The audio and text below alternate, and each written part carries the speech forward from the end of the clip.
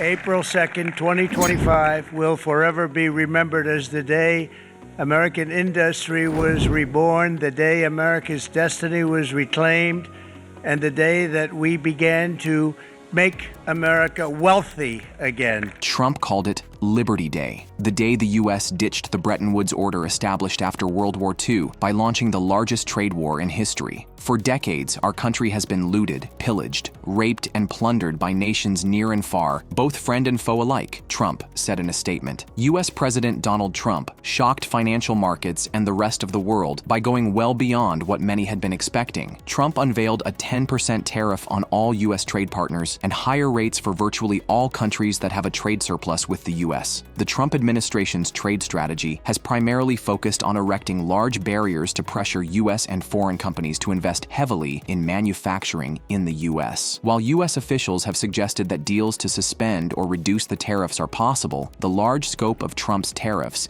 and his ultimate goal of bringing manufacturing back to the U.S. will likely leave most countries with little negotiating leverage, other than promising to restrict their exports to the U.S. The tariffs are equivalent to nearly $400 billion tax hike on Americans, making it the largest tax hike in the U.S. since 1968. Whether this has any impact on stopping U.S. deindustrialization remains to be seen. After sabotaging the ceasefire deal, Israel is moving in earnest in creating buffer zones in Gaza through ethnic cleansing and making the remaining areas unlivable in order to make the Gazans relocate voluntarily. Israeli Prime Minister Benjamin Netanyahu, in a video interview, said that Israel is establishing a new security corridor across the Gaza Strip to pressure Hamas and would cut off the southern city of Rafah from the rest of the Palestinian territory. Netanyahu described the new axis as the Morag Corridor, using the name of a Jewish settlement that once stood between Rafah and Khan Yunis, suggesting it would run between the two southern cities. This would have the effect of isolating southern Gaza from the north. This will make the enclave unlivable, which has been the plan all along,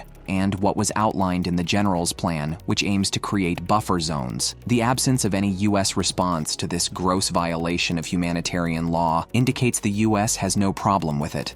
The drums of war are beating against Iran as Israel appears to have won over the U.S. to its point of view on the threat of Iran. Israel has for decades lobbied the U.S. to strike Iran's nuclear program, but the U.S. debacles in the Afghan and Iraq wars meant she had other priorities. Now, however, Israel has successfully won the U.S. to its point of view of reshaping the regional security architecture. President Trump has pursued negotiations with Iran over its nuclear program, sending a letter to Ayatollah Ali Khamenei, offering a deal while simultaneously signing a national security memorandum reimposing maximum pressure on Iran. Iran has offered indirect negotiations as a way out of the current situation, but the U.S. demands are maximalist, and negotiations with the U.S. will likely be a dead end for it, just as Hezbollah's negotiations have been proven a dead end for it. The U.S. has escalated its military posture, deploying B-2 bombers capable of carrying massive bunker buster bombs to its Diego Garcia base in the Indian Ocean. This puts Iran within striking distance, signaling Washington's readiness for military action if Iran does not comply. Iran now faces a critical choice: surrender to U.S.-Israeli demands, or carry out a nuclear test to deter the U.S.-Israeli alliance.